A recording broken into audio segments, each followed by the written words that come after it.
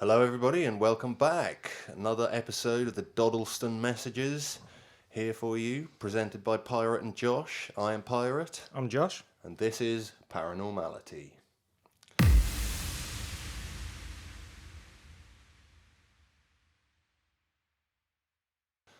Okay, so we're going to dive straight back in. We're not doing recaps because I believe that anybody watching this is probably skipping from one straight to the next. It's quite bingeable, I believe, anyway. Yep, 100%. So we got to last time. Lucas is free of prison, and he asked if Ken and Deb and Peter were actually from 2109, not 1985, and they're like, no, we're definitely from 1985. But then they got in contact with 2109, and they were basically like, we can't really tell you what's going on, but we can give you a bit of guidance. Because 2109 left a cryptic message, didn't they? You read the message from 2109. Yes, As the yeah. cliffhanger. There was a bit of a message from them, which I'm just trying to find in my book. Here it is. That's fine. But yeah, So 2109 replied, yeah, and Ken and everyone are still trying to piece together, hang on a second, 2109's entered the mix, because they were just talking to Lucas. just to Lucas before in around about 1540. Yeah, now this 2109's come into the picture, but they're not being very forthcoming. They will get more forthcoming, but for now we're just going to carry on with Lucas, because they do get another message fairly soon afterwards from Lucas saying, "My goodly friend, my goodly friend." I love it when he says that. Here is my verse, but I think you will make no sense of this thing. I wrote it for a record. Take what is truly yours to your confusion before it affects a man who may be in trouble or danger. Many a year ago since your day, this device is not incitement to evil, but the opposite of that, an angel of good fortune for those who shine. Whatever be your motive, questions about important matters from the three that shine, who nonetheless you have seen, will cause the box of light to be no more. Such conduct shall be your correction. For an easy death is near for a friend of a wise man who chooses. The foul man must see the king to tell him of the cat that frightened a mouse and cure your sickness. Each of you men that have understanding, I do not doubt that your prayers shall be answered, so that you may teach wisdom unto the foolish. Be wary, my friend, of your lust. The pudding may burn. I will write tomorrow. I am none too well. Lucas, your loving friend. Wow. And it says in the next sentence, it's more of a collection of fragments rather than a poem. Yeah, I mean, at least they're back. They're talking to him, and he seems to be fairly happy. And they indeed write back in the same way that they've been writing to John. Do you remember? They had to write in like Old English. Well, they're still doing that, and That was the most gobbledygook message yet, about the mouse. It didn't make any sense. No, I'm not really, like it says though. It probably won't make much sense. Here is my verse, but I think it'll make no sense of it. Yeah. I'm not really sure because there is a little bit of writing in between there. But I'm not really sure exactly what that was all about. But they write back and they say to Lucas, mine goodly friend, Peter hath looked long and with care at your verse, and it be not either to reckon after many hours we did think that there may be a chance for you to go back to your farm. This beest thy verse for a part thereof which we think might help thee. Thy foul man must see thy king and tell him of thy cat that didst affright the mouse and remedy your sick. Do you think that thy sheriff would go to London to see thy king, if he did have some reckoning of how Henry Man, so lately risen in importance, did once write to Dr. Bocking, confessor, to thy maid of Kent Elizabeth Barton, and say, I beg you to accept me as your spiritual son, and ask prayers of Elizabeth Barton to obtain grace to mortify myself and live only for Christ. This does have thine taint of attainer, for Barton and Bocking did a pass at Tyburn 1534. Thus might Foulhurst affright man, and gather more of the gratitude of mine crown. 2109 saith that the verse hold your salvation, and we hath seen no other part that dost help. But we are not gods, and 'tis all that we can find. You may hath a better reckoning than our wretched selves, Ken and Deb. So what they're saying is that 2109 has gone. I'm not sure where it was written, to be honest. It may not have been actually in the book, part of it. But 2109 thinks that a part of the verse that Lucas has written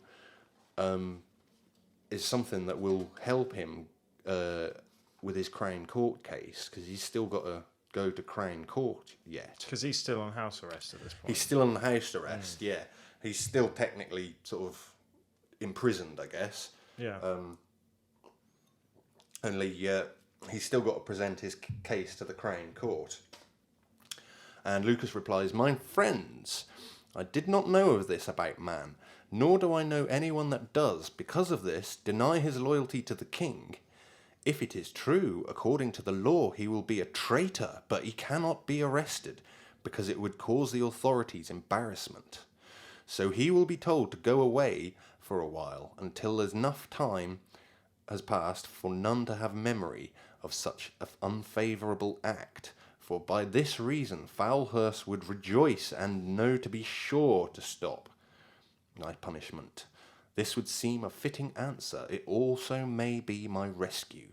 I shall make haste to tell him. Lucas. Okay, so they think that they found some information on a guy who's obviously close to the king, and if they let that be known, then obviously, you know, it might be Lucas's salvation, as he rightly says, a way out at the end. Yeah. I'm impressed that they managed to write back in that language, because that also sounded like gobbledygook. Yeah, But it does, obviously doesn't it? It's hard to. Lucas knows what they mean, and it's so bizarre. Because they're trying to. Because Peter is translating what they want to say for them into that old English. It does make it quite hard to understand. But Lucas comes back to them a day or two later, and he says, My true friend Ken, I haven't spoken with the sheriff. Tomorrow I will go before the court. I can't escape being condemned. They won't listen to my story of Bishop Man. Only the sheriff could help, but he is powerless when I am in the court. I am so weak that I don't find it easy to think clearly. I can hear Catherine crying for me. It pains me so. She's only 14. Too young to be by herself without a man to guide her. I hope that she isn't taken as a witch like me, but this would be typical of this prejudiced government. I have thought for days and nights without sleep on what there was in these verses of ours that could save me, but I cannot remember all of your verse, as I am not allowed any writing materials. I beg you to think with me for this time, for time is running out. If you can't speak with me again, then I must also beg you to write my book and place this in it. Because he wants to write a book about about this. To all people concerning good friends, Ken, Peter, and Debbie, although I am long dead in your time, I would like you to believe that my friends are not furies or devils, but great men and a good woman, who writes this book not for themselves, but for your better understanding. Although many foolish people will turn away from this unknown thing, those that can learn will find great knowledge. If you do not turn away from what is true, the people of my time cannot learn, for we are thrown in prison for thinking and reasoning on what is not explained.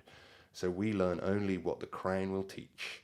and not what there is to be learned. It sounds like the news today, doesn't it? Yeah, you can kind of understand what he's trying to say. If you, I mean, like I'm as you're reading it, in my mind, I'm trying to understand it, and you can just about get what he's saying. Yeah, he says, "I am a man of God's book, but I will die for this very reason. I pray you understand me, for life is too short to go to God with nothing learned. Farewell, my good, honest friends. May your God receive you, and long live Oxford, Lucas." He really likes Oxford. Well, yeah, he's an Oxford boy, definitely. I've been to Oxford. It's actually very, very nice, to be fair. Oh yeah, it is. Yeah. I didn't see any graffiti. Family that live in Oxford. It's a really, really nice historic place. No litter, no graffiti. Like the people actually care about their town, city. Very much so. Yeah. But yeah, basically what he's saying is he's been sick, probably through worry and frustration. He's been quite ill. They won't listen to the story about the bishop, the corrupt bishop. I imagine he'd be on rations as well in prison. Well, he's still in this house at the moment. Oh, yes. Yeah. House arrest. And he says, only the sheriff could help me, but he's powerless when I am in court. It's only while he's in house arrest that the sheriff could help him. The sheriff hasn't got time to go to London and speak to the Crown Court, since he's got to go there himself the next day. But essentially, they've got control of everything he's doing, and like he couldn't just pop out and get some food or anything. No, not really. Poor Lucas. And the following evening, Lucas left one last message before he left for the Crown Court in Latin. Non progredi est regredi ad momento mori, Deus vobiscum, Lucas. And that means not to go forwards is to go back to the moment of death. God be with you, Lucas. It's quite deep. It is, yeah. And that is actually his last message. It is, yeah. He even returned a picture that they'd sent him of his friend Erasmus. Do you remember he was talking about Erasmus? Yeah. They to prove that they knew of Erasmus, they sent a picture of him that one of Ken's work colleagues had given him from his university thesis. Actually, he was going to use it in his university thesis. They sent it back, by leaving it on top of the computer. You remember how the picture of the car disappeared? Yeah. So did the picture of Erasmus. And now he's sent it back because he doesn't think that he's going to be able to write his book. And he wanted to keep it for his book. And again, you can see that it's all burnt and charred and brittle. Like the other one. Like it's travelled through time, yeah. How strange.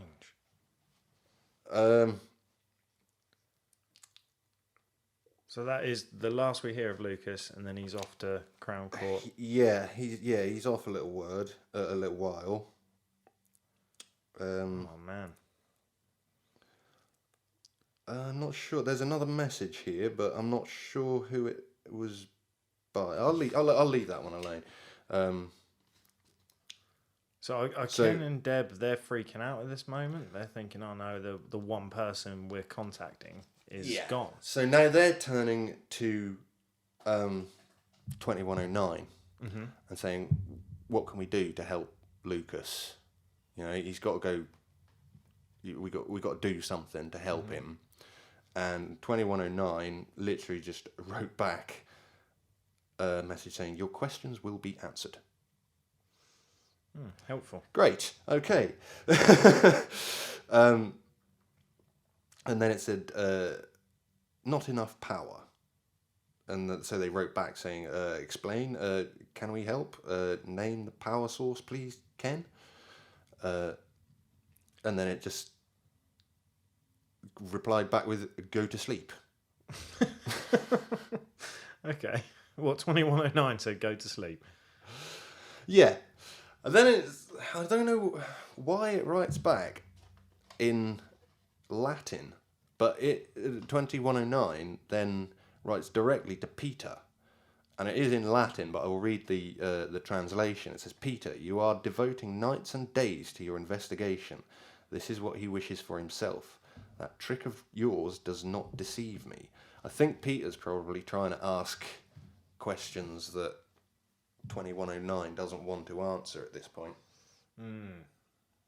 Yeah. So they're from the future, so they can't give too much away because it'll be like a butterfly effect. Yeah. So then they go on to say, first, what help do you require? If you wish to know Lucas Wainman's true name, we can say no more than the man named Peter has it, page 26. Do you remember I told you he'd written down a list of everybody that was on Brasenose College? Yeah. He has it. He has the identity that they're looking for. They just don't know which one out of that list of names it is. The person whom you refer to as John is not to be trusted. Also, there is nothing to fear outside man. True. But you are not fully capable of knowing just what man really is. Without knowledge, you have fear. With fear, you create your own nightmares. So, like I say, they're always very cryptic, and they write back saying, 2109, there are many disturbances. Can you indicate the source? We must know a little more of Lucas. Which village or town did he come from precisely? Did he go to trial in Chester or Nantwich? Thank you for the riddles, they are so hard. King? Mouse? A little more help, please. Ken. Bit of sarcasm there by Ken. Yeah. So it's very strange that they're writing in riddles. Okay, then they get a new message saying, my friend, thou must give thy computer, without a P, commuter, and thy power to mine self, or else ye wilt have none of my words about thy friend Lucas. So somebody else has come online now. It's not John. I'm pretty sure it's not John. And it's not 2109. It's not 2109. Oh, because he said friend, which is the Friend, old, yeah, it's friend, old the language. old English language. But also, 2109 seemed to be writing in Latin and in like a weird... 2109 does write very strangely, and there is a reason why I think that is. Okay. Now, here's one that they actually write to try and sort of clear things up a little bit. Lucas's father served on the King's Rose, Bristol. A favour from the king brought wealth. Tell the king about the mouse. Now, this refers to some kind of... I think that's what the Pussycat went to London whole thing is going on about. It's going on about something historical that happened with a mouse and under the king's chair or something like that. Okay. But whatever we know that Lucas's father served on the King's Rose, which is a ship in the port of Bristol. So he was possibly like a captain or a first mate or someone a very like a person of power. He possibly even knew the king himself. So he got a favour from the king of wealth, of land. So obviously Lucas's family is surely in favour with the king. I'm hoping there's a plot twist and Lucas does actually make it out and writes again. Don't break my heart. Well, we've got a little while to go there, but we get another message from 2109 because they just keep asking, look, is there any more riddles? Is there anything you can tell us that will actually help? Because this doesn't seem to sort of help us very much. And it says, because they've been getting poltergeist activity as well. A lot of poltergeist activity. Do you remember I told you about the furniture that's been thrown down one side of the... Well, that's all happening. Mm-hmm. Stacking of things as well. Yeah, they ask about the poltergeists as well. And 2109 says, Ken, Deb, Peter, again, we give you two choices. Together with some help. What is our name? Too perfect that we make mistakes, as we have a character. Movement that casts no shadows. Thought without chemical reactions. Love without passion. Hate without anger. Wars without life lost. How can we have a name? We are many, but no more than one in the time to come. We have no retirement. What an age to be if the digits were reversed. Marriage. 1. Do you know of Lucas and what do you wish to know of Luke? I'll get my words out in a minute. Do you wish to know of Lucas and what of him? Cause the computer to have been never in his time. Cause the computer to never have been in his time. Thus he shall fall to no unnatural death. He would have no knowledge of you on your time to come. You shall have no proof. 2. You continue with the computer and risk the sight of your destiny, as Lucas. But something will be proved. You 3 must sit undisturbed and talk and listen. Most importantly, the answer will come to you all, not from an individual. This is quite cryptic. And one of the points that I'd like to make is in the first paragraph, where it's basically 2109 is describing itself. Too perfect that we make mistakes, as we must have a character, movement that casts no shadows, thought with no chemical reaction, love with no passion, hate without anger, wars without life lost. How can we have a name? Yeah? Right. So, what kind of person makes mistakes, has a character, movement that casts no shadows, thought without chemical reaction, love without passion, hate without anger, wars without life lost? These aren't people.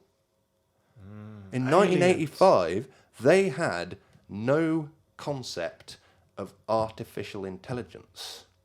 Oh, okay. But today, there are many, many examples of artificial intelligence that are in work, even now. Now, 2109, at the time of this recording in 2022, 2109 is less than 100 years from now. Yeah, their technology is going to be wild. We're only 30 years or so ahead of, 35 years ahead of this book. We now have AI. In 2109, imagine what AI could do. Yeah. Yeah, man. It's the AI that is able to breach time. I like how my brain went to aliens. You went straight to aliens. I love it. Aliens, it's got to be. Oh, yeah, we got robots. Yeah. So they responded, we have no wish to see our destiny, and shall no more ask of you. Oh, how John cries for the empty power of this machine. He too will be disappointed. For a short time I shall continue with words to John, but there is nothing I can say that will satisfy him. The massive disturbances about which no one will communicate have made me resolute to give up these things. Lucas is gone. My friend is dead. I shall not pursue him by these means. He asks only that a book be written. I shall do this for him. Ken. If time is short, we must choose. But how can we, as we know so little of your purpose? I dare not approach the future. I can ask no more and merely admit confusion. I do not really understand the choices, so how can I choose? And then after that, he wrote to, we're still presuming that John is on the other end of the Leams Boist. Mein friend John, thou shalt learn those timings that you so desire. In 4 or 5 days, be prepared, Ken. So they're buying themselves time. And John writes back within minutes, going, now. Oh, He's getting very demanding. He wants the power of the Leams Boist. And John's from back in the day. Yeah, John's from back in the day, and he says now, and they just go, no, a feast is worth a fast, Ken. Well, little. So they're still talking in Old English too, John? Yeah, they have to speak in Old English to the people who live back then, otherwise they can't understand. They have as much problems as what Lucas did at the start, which is something that Ken kind of complained about Lucas. What, for trying to steal his woman? No, at the start of the book, they're asking Lucas questions, and then he'll ignore them for several messages, and I think it's because he's still trying to figure out what the question is, and then he'll write an answer like 3 or 4 messages later, and they're like, oh, for God's sake, you could have told us that, 3 messages ago. Yeah, that makes sense.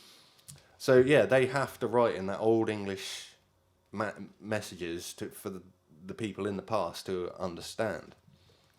And then they get a message saying, friend, this be a friend of Lucas.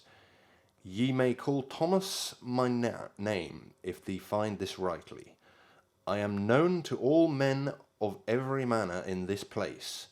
Lucas, who be a goodly man, did take to ask me and tell the king of Henry man. I am also taken to wonder what this question. To the king, so that I may tell him as is asked. Thomas. Thomas. That's a random name we've not heard. We know Thomas. Thomas Foulhurst, the sheriff. Oh, the sheriff's back. Yeah, and apparently now he can see the Leams Boist and use it. Whereas before it was disappearing. Yeah, it was only John that could speak. Possibly because John had been with Lucas when Lucas was using the Leams. Mm-hmm. Now when Lucas has come back, perhaps it's gained a little bit more solidity and Thomas has gone in there and gone, bugger me, it's actually real. Yeah, you know? That's very interesting.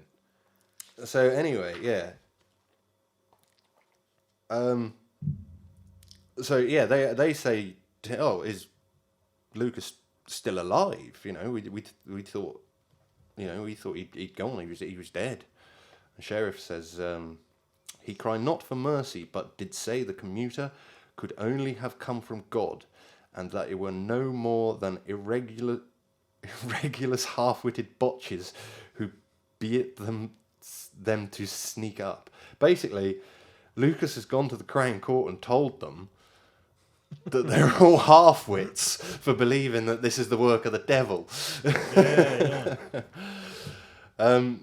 But yeah, I mean, it goes on, and they keep right. No, actually, Ken goes away for a little while and leaves Debs in charge, and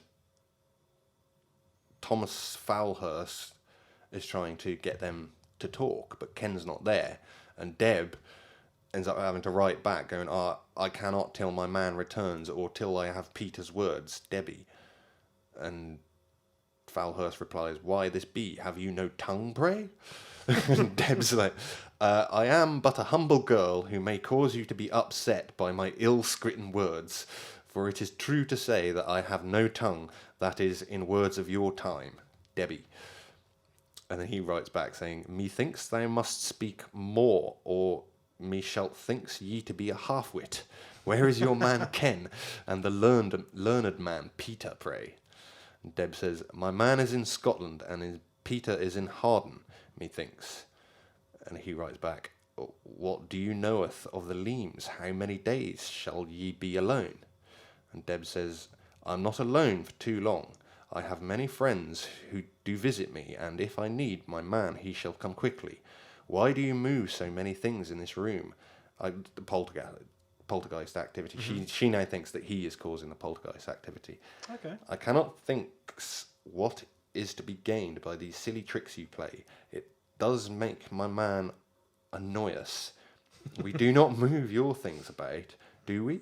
Tell me, how did you learn to use the Leams with so much haste? I thought only Lucas knew. But if you are the same man, I shall understand, and not tell my man if you tell me who you really are. Your name and the date, Debbie.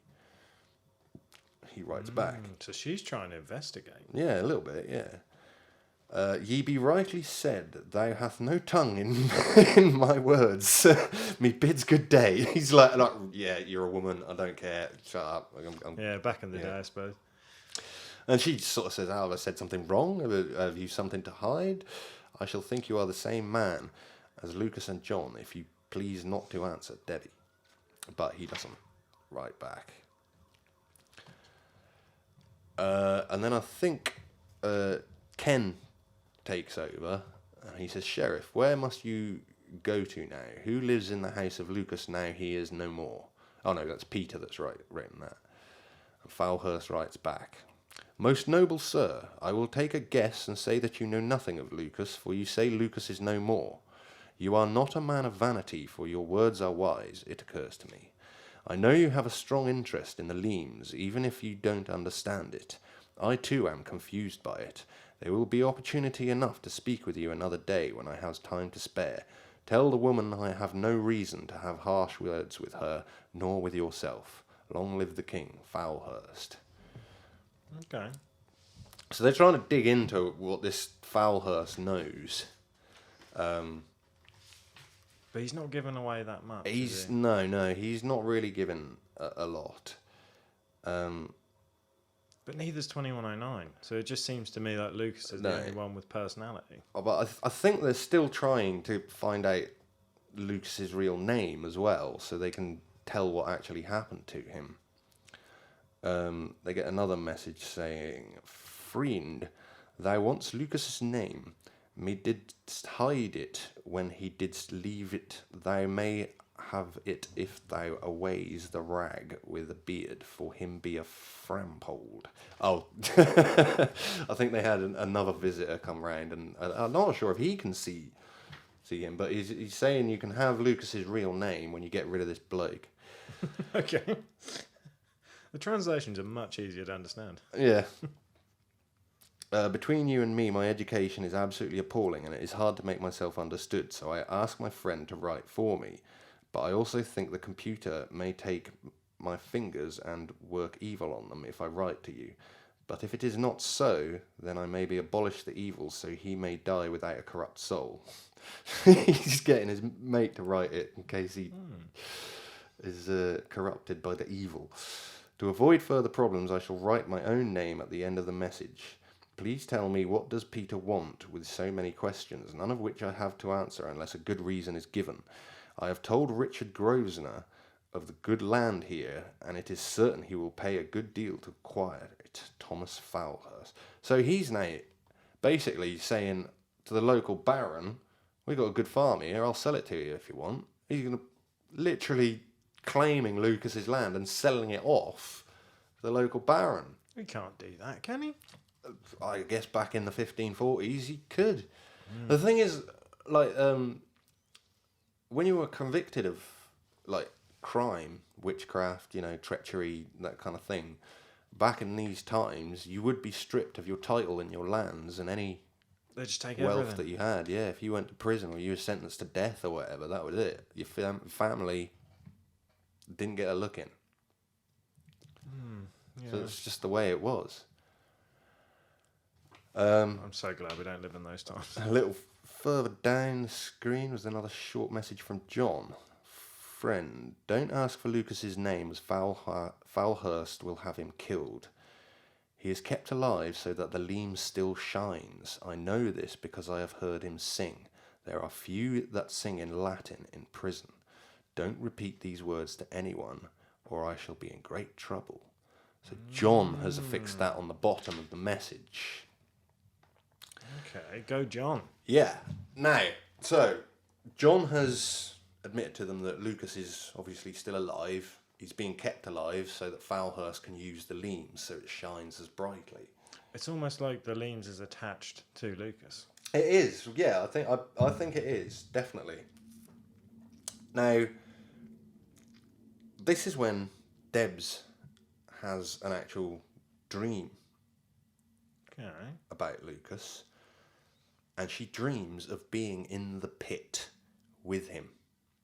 And she can smell foul, wrenched air, horrible, where he's forced to go to the toilet in the corner of the, the conditions are horrible and got very little light. And she said it's just absolutely choking conditions.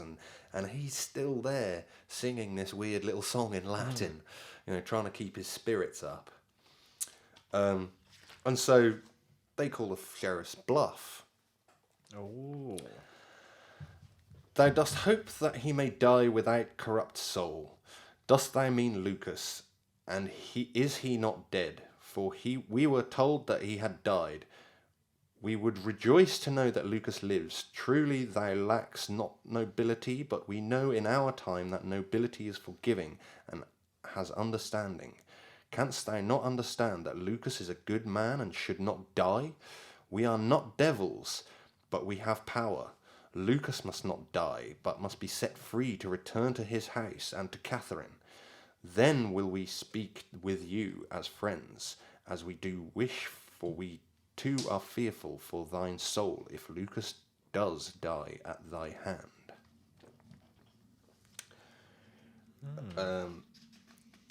And they got no reply at first, But then Debs wrote a few lines, and he did write back. There's no translation for this. Ye most noble Peter, first I must know whom did tell ye of Lucas. If ye swear not to use ye power, then I shall bring Lucas within one round of the glass. I do beg ye forgiveness, but I meant to cause no harm to him. I shall do this, for ye be my friends. Foulhurst. So, because Foulhurst wants this power for himself, they've called his bluff and said, look, Lucas can't die or this whole thing disappears. That's good of him. Yeah. And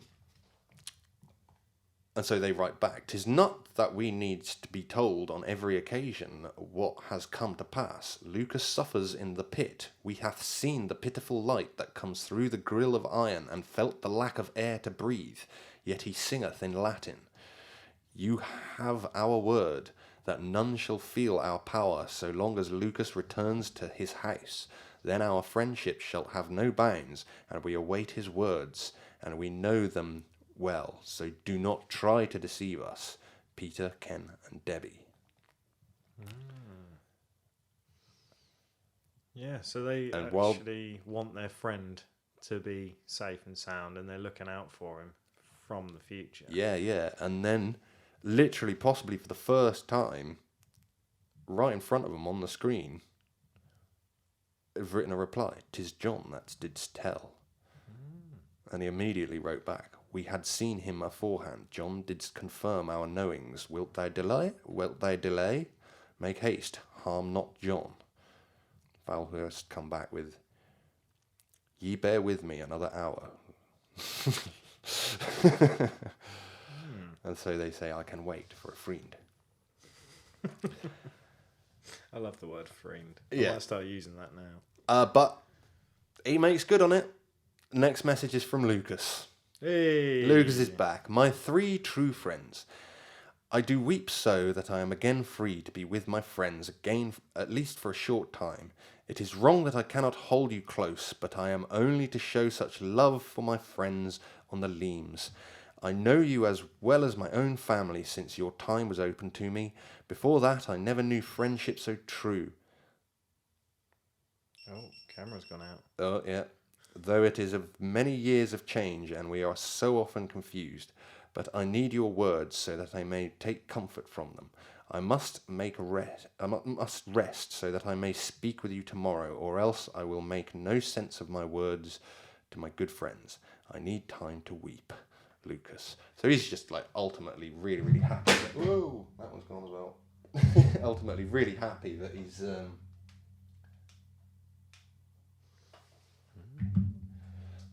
out of prison, basically, I think, at this point. That's just beeping. Yeah, I'm not sure if that's run out of battery power. Typical, as we're getting towards the end. Well, yeah, pretty much.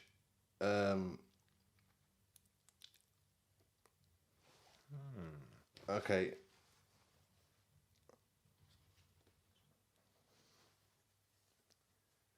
Okay, and it just goes on to say that Grosvenor's still trying to get Lucas's land off him and that sort of thing, and Lucas doesn't want to give it up, but I think Debs has a couple of dreams about Lucas, and Lucas writes back saying, "My friend, I think your maid is something of a jester, but she must understand this important thing. It is certain that she saw me appear, and yet she insults me by not opening her mouth. I tell you, maid, speak to me. I won't harm you. I am not malicious or dangerous. If you speak with me and perhaps take to me, I will be allowed to take your hand so that I can see if I can touch a person of your time. This would help us communicate better, yet I will do nothing that you would not wish. This is why I must go very cautiously and ask you, my fellow, for advice. Love, Lucas." And he says to Peter, You talk of things which I will never understand. If a man were to go as quickly as you say... Oh, yeah, because Peter, as he tells him that he's been to Oxford and back just within like the last day or so. And he says, you talk of things which I will never understand. If a man to go as quickly as you say, would not blood ooze from his ears, in a car? Yeah. He's only used to being able to travel maximum of, 20 mile an hour on a horse? So that would have taken him days to get places. I told my horse of this, and it thought me mad. It threw off its saddle for fear I might force this feat upon it. You ask of my God, men of my time have many thoughts, mostly contrary to each other. A learned man can make good use of his gifts and constraints. Love and honour for a man can set loose all kinds of ideas with a few wise words. We are here to communicate. This is all we really have. Don't you agree? And communication is what it's all about, really. We are at 40 minutes. But... Part 4. We will be coming into part 4 very soon, I think. I need to just obviously say that at this point, all throughout even the early parts of the book, they have been trying to get the Society of Psychical Research to come out and research it, and they haven't really been interested up to now. But now Lucas is back out. They've convinced some guys to actually come out and speak to him. But Lucas doesn't really trust the SPR, Society of Psychical Research, and he's not very willing to talk to them. But then Debs' dreams get a lot deeper. And I'm going to read this one through, and this is where we're going to end it for today. Okay. So, Debs has fallen asleep, and she's appeared in Lucas's house. And she says, I caught Lucas singing to himself in the barrels room, and I walked in quietly. Amusingly, Lucas was headfirst inside one of the bigger barrels, which was lying down on its side, and all I could see was his feet. I could easily have imagined Lucas to be fixing the underside of a Cortino. One minute he would lie still in some sort of concentration, and the next his feet would begin to waggle as he continued to sing again. So she spoke to him. Lucas, pray, why are you lying inside a barrel? I asked mockingly. Lucas's body jerked, and he pulled himself out, emerging with a knife in hand and a cap on his head. He was just about intact, though a little ruffled with surprise. Maid, you bring your troublesome self always when Lucas beest upside down. He did not answer my question about the barrel, but stood and stared at me for a second or two, as though he had misheard me, as was natural to Lucas. He then turned on his heel and swiftly walked into the kitchen with an unspoken, follow me, demanding attention in the swirling air behind him. Lucas seemed a little awkward this day, and he struggled to make sense of what I was saying. Perhaps he was just in one of his not-so-patient moods. In Clint Eastwood fashion, he put his feet up on the table, as he always did when he was about to make a statement. I think he did it to look in control. It always worked impressively. Maid, you stay with Lucas all day. I thought it was an odd thing to say, and reminded him that, the choice being mine, I would gladly stay all day, but the Leam's power governed my stay. Nay, maid, you will stay with goodly Lucas. Stay, it is your will, and not that of the Leams. Interestingly enough, several hours passed by, and I was still with Lucas. He kept me occupied with rolling candles, which he made from soft fat of some kind. They were fairly thin. Things seemed to get less serious as we both worked at the table and talked. I wasn't doing so badly with the candles, I thought, but I applied too much confidence to my hand, and a candle broke in two. I tried to quietly stick it back together, but the damn thing wouldn't hold properly. Apart from the fact that the grass, which was its wick, had also crumbled, Lucas, without raising so much of an eyelid, spoke, Maid, you will well not to break a candle of Lucas' prey. It's, even when he's speaking directly to her, it's still difficult to understand. Uh-oh, I thought as I stiffened. He's not going to have one of his unpredictable fits over a candle, is he? I felt my face redden. Lucas looked while his hands continued to work at my guilty hand, and then slowly his eyes met mine. Immediately he grabbed the cap from his head and flung it straight at me. For a second I thought he was going to get violent, but instead he picked up the 2 pieces of candle from the table and held them both at eye level, laughing. "What, maid, with all the questions, does break candles? Your man I am too pity." Oh, yeah. Lucas playing chauvinist again, basically. Mm-hmm. I was provoked enough to retaliate. I picked up the cap and was about to throw it back at him when I caught sight of some herbs which were lodged in a small pocket inside his cap. This was my best attack. And what man, pray, keeps his brains in a pocket as small as this? I sang out, pointing to the herbs. This was getting childish, and I was perhaps low-level humour, but for a change, Lucas actually could relate to this mischief. We were both laughing now. "Pray, return Lucas's cap so that his wits may be restored, and you will not make a fool of my goodly self." Lucas joked as he went to grab the cap back from me, but as he moved, I took a step away from him. He wasn't going to be let off that easily. "Nay, methinks to prefer you with no wits, Lucas," I said, taking another teasing step back. "Then, alas, 'tis to be. Witless Lucas may be my name, forsaken by this pretty maid that stands before me." Lucas fixed me still with his sad look and took the cap from my hand and placed it on my head. I hoped stupidly that it wasn't infested with fleas, but did not insult him by removing it from my head. Again Lucas looked at me with some seriousness. "Maid, now tell me, now that you have taken all Lucas's wits, what thoughts in my cap do I have of Debbie?"